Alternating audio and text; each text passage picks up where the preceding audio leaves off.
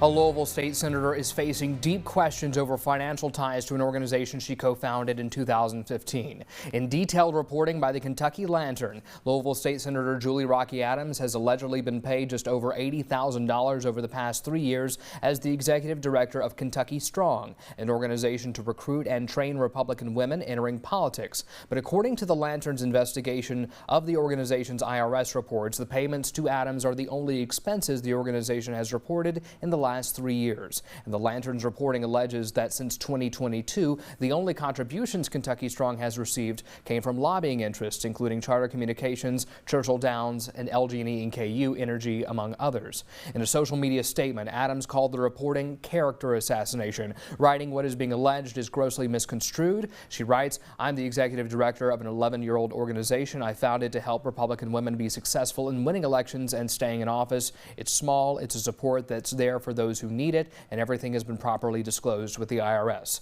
The Kentucky Democratic Party has called for an investigation by the Attorney General and Legislative Ethics Commission, and an ethics complaint was also filed on Friday. Jonathan, I'll start here with you. What is just the likelihood that we're to even see an investigation in this case?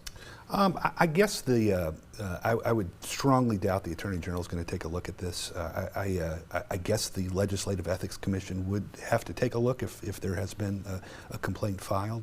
It is a bit ironic that out of all of the members of the Republican delegation, Senator Adams is probably considered one of the most bipartisan, moderate folks in that, and so she has a lot of Democrats that support her in her races, and so I think that will play to her advantage. But I don't see this as going to be occupying a whole lot of time, given this is something that should be looked at, but the stakes here really aren't that considerable. Gus, what do you think? Yeah, I think that if you look at politics at its worst, this is one of those examples.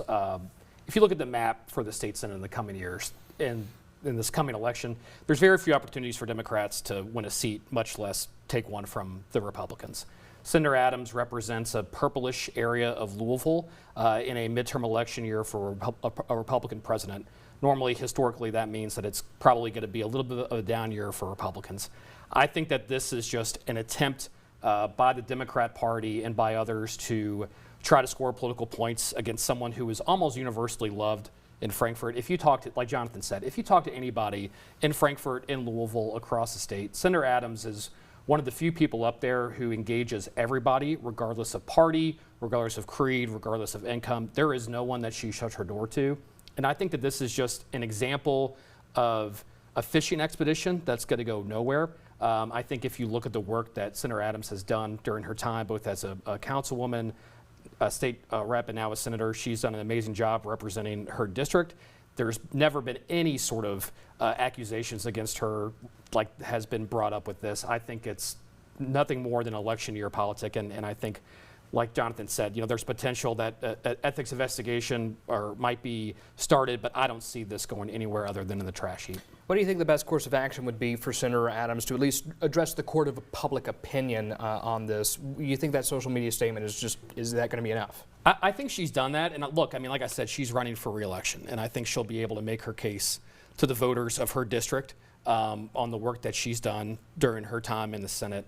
And I think that ultimately this will not be a major news story going into November's election. I also just will point out that while this is all happening, you've got Mayor Weddle down in the southeastern part of the state, where he was criminally charged by the Attorney General for a much broader and much clearer cut case of malfeasance.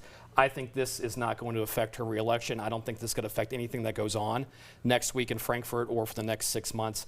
I think this is nothing more than a fishing expedition by some Democrat activists that are trying to take a pound of flesh before everybody leaves town next week. About a minute left here. Jonathan, do you agree? I agree with that this is, I don't think, going to be a big scandal. Where I disagree is I don't think this was a fishing expedition by Democrats. I think this is Tom Loftus, who is one of the state's most esteemed investigative reporters, went down a route and found what he found. And the Democrats are certainly taking advantage of that in the press, but I don't think Democrats are going to be spending too much time wasting their time on this, because she'd be tough to beat even if this were a big scandal. Yeah, everything, I've just kind of overly simplified Mr. Loftus' reporting here, so certainly take a look at that Lantern story if you'd like to learn a little bit more.